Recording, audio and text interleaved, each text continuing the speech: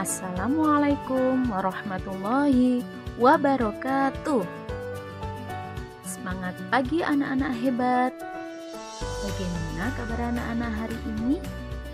Sehat-sehat semua ya? Dan pastinya tetap semangat belajar di rumah. Pada pertemuan kali ini, anak-anak kelas 5 belajar tema 8, subtema 1. Keberadaan air di permukaan bumi. Pada pertemuan sebelumnya, anak-anak telah belajar mengenai siklus air. Apakah anak-anak masih ingat mengenai siklus air? Ya, siklus air terdiri dari beberapa peristiwa, di antaranya yaitu evaporasi, kondensasi, presipitasi, dan transpirasi. Siklus air dapat memengaruhi peristiwa di bumi dan kelangsungan makhluk hidup. Siklus air menyediakan air yang dibutuhkan oleh makhluk hidup, yaitu manusia, hewan, dan tumbuhan. Air hujan yang turun ke permukaan bumi dapat langsung mengalir ke sungai atau danau. Ada juga yang diserap oleh tanah. Penyerapan air hujan ke dalam tanah ini disebut dengan infiltrasi. Berbicara mengenai sungai, apakah anak-anak pernah ke tempat ini? Sungai merupakan sumber air yang banyak dimanfaatkan oleh makhluk hidup. Sungai terbentang dari hulu hingga hilir. Apa itu hulu sungai? Dan apa itu hilir sungai?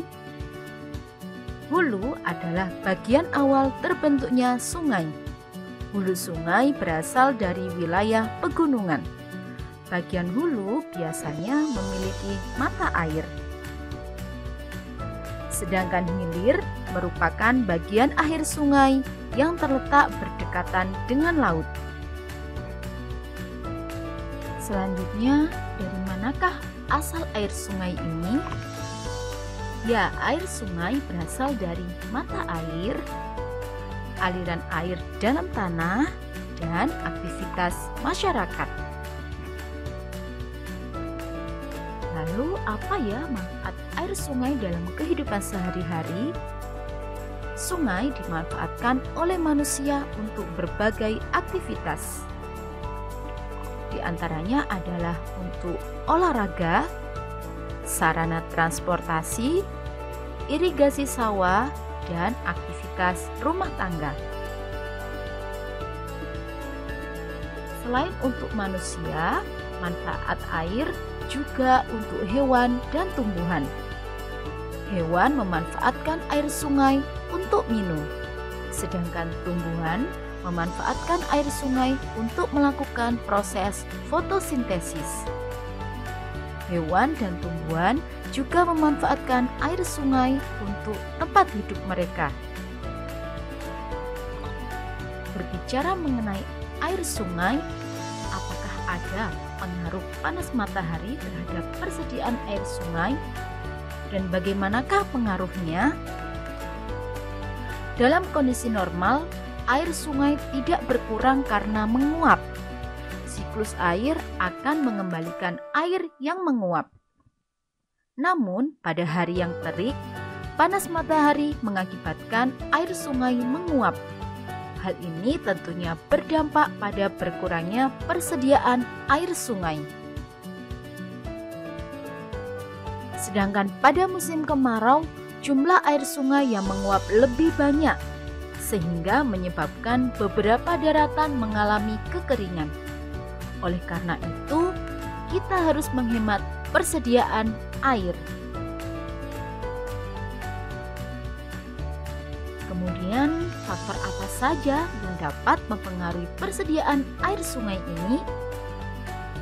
Ada 3 faktor yang dapat memengaruhi persediaan air sungai.